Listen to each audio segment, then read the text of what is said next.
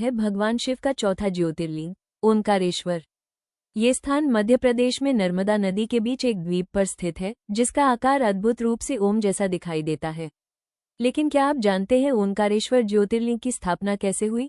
इसकी कथा जुड़ी है विंध्य पर्वत की तपस्या से। प्राचीन समय में विंध्य पर्वत अपनी ऊंचाई और शक्ति के कारण प्रसिद्ध था, लेकिन धीरे धीरे उसके मन में अहंकार आ गया। वो सोचने लगा कि उससे बड़ा और शक्तिशाली कोई नहीं है। विंध्य पर्वत ने ठान लिया कि वो इतना ऊंचा हो जाएगा कि आकाश को भी छू लेगा। धीरे धीरे वो बढ़ने लगा। उसकी ऊंचाई इतनी बढ़ गई कि सूर्य और चंद्रमा के मार्ग में बाधा आने लगी। सारी सृष्टि में असंतुलन फैल गया। देवता चिंतित हो गए। उन्होंने सोचा कि यदि ऐसा चलता रहा तो पृथ्वी पर जीवन कठिन हो जाएगा। तब देवताओं ने महान ऋषि अगस्त्य मुनि से सहायता मांगी। अगस्त्य मुनि विंध्य पर्वत के पास पहुंचे। विंध्य पर्वत ने ऋषि को देखकर आदर से अपना सिर झुका दिया।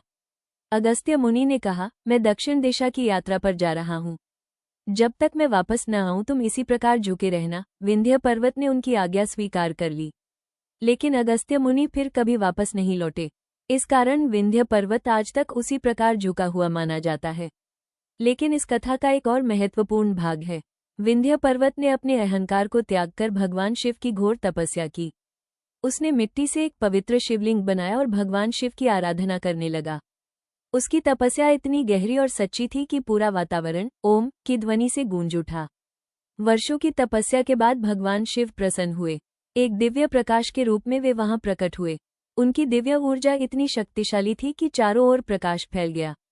विंध्य पर्वत ने भगवान शिव से प्रार्थना की, हे महादेव, कृपया इस स्थान पर सदा निवास करें ताकि सभी भक्त आपकी पूजा कर सके।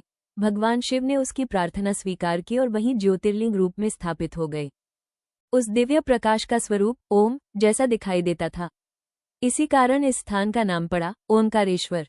कहा जाता है कि नर्मदा नदी के बीच स्थित द्वीप भी ओम के आकार का है। इस पवित्र स्थान पर दो प्रमुख मंदिर हैं, ओंकारेश्वर और अमलेश्वर। दोनों ही भगवान शिव की दिव्य शक्ति का प्रतीक हैं। आज भी लाखों श्रद्धालु यहाँ आकर भगवान शिव का आशीर्वाद प्राप्त करते हैं। नर्मदा नदी की पवित्र धारा, मंदिर की घंटियों की ध्वनि और ओम नमः शिवाय का मंत्र यहाँ के वातावरण को दिव्य बना देता है। कहा जाता है कि जो भक्त सच्चे मन से ओंकारेश्वर ज्योतिर्लिंग की पूजा करता है उसके जीवन की बाधाएं दूर हो जाती हैं। ओंकारेश्वर हमें ये भी सिखाता है कि अहंकार का त्याग ही सच्ची भक्ति का मार्ग है। जब मन में श्रद्धा हो तो भगवान स्वयं भक्त के पास आते हैं। अगर आपको भगवान शिव की यह पवित्र कथा पसंद आई हो तो वीडियो को लाइक करें और ऐसी ही दिव्य कथाओं के लिए चैनल को सब्सक्राइब करें। और कमेंट में लिखना न भूलें, ओम नमः शिवाय, हर हर महादेव।